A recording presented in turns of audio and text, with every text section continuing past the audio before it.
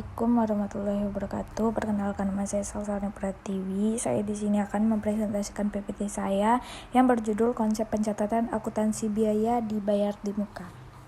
Latar belakang: dalam kegiatan operasional perusahaan seringkali terdapat transaksi pembayaran yang dilakukan sebelum manfaat ekonomi atas pembayaran tersebut benar-benar diterima. Transaksi ini dikenal sebagai biaya dibayar di muka atau prepaid expenses. Pencatatan biaya dibayar di muka menjadi penting karena berkaitan dengan penerapan prinsip akuntansi berbasis akrual atau accrual basis, di mana beban diakui pada saat terjadinya, bukan pada saat kas dibayarkan.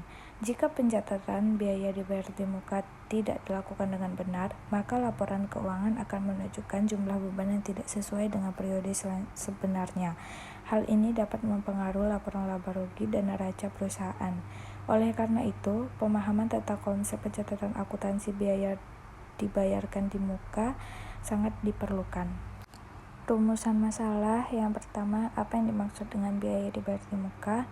Yang kedua, bagaimana konsep akuntansi yang mendasari pencatatan biaya dibayar di muka? Yang ketiga, bagaimana penyajian biaya dibayar di muka dalam laporan keuangan? Mari kita bahas bersama-sama. Pertama, biaya dibayar di muka adalah pengeluaran yang telah dibayarkan perusahaan untuk memperoleh manfaat di masa yang akan datang. Pada saat pembayaran dilakukan, biaya tersebut belum sepenuhnya menjadi beban periode berjalan, sehingga dicatat sebagai aset lancar. Contoh biaya dibayar di muka antara lain sewa dibayar di muka, asuransi dibayar di muka, iklan dibayar di muka, pajak dibayar di muka.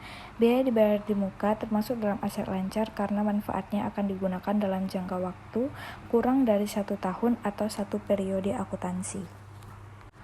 Yang kedua, pencatatan biaya dibayar di muka didasarkan pada beberapa prinsip akuntansi, yaitu yang pertama, prinsip akrual, beban diakui pada saat terjadi, bukan saat kas dibayar.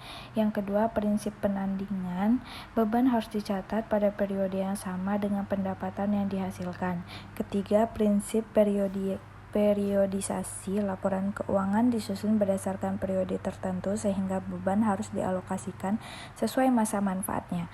Dengan menerapkan prinsip-prinsip tersebut, perusahaan dapat menyajikan laporan keuangan yang lebih wajar dan akurat. Yang ketiga, penyajian dalam laporan posisi keuangan itu, pertama, dalam neraca, biaya dibayar di muka disajikan sebagai aset lancar. Yang kedua, dalam laporan laba rugi, hanya bagian yang telah menjadi beban periode berjalan yang dicatat sebagai beban. Dengan pencatatan yang tepat, laporan keuangan akan mencerminkan kondisi keuangan perusahaan secara akurat dan sesuai standar akuntansi yang berlaku. Saya ucapkan terima kasih. Sekian dari saya. Wassalamualaikum warahmatullahi wabarakatuh.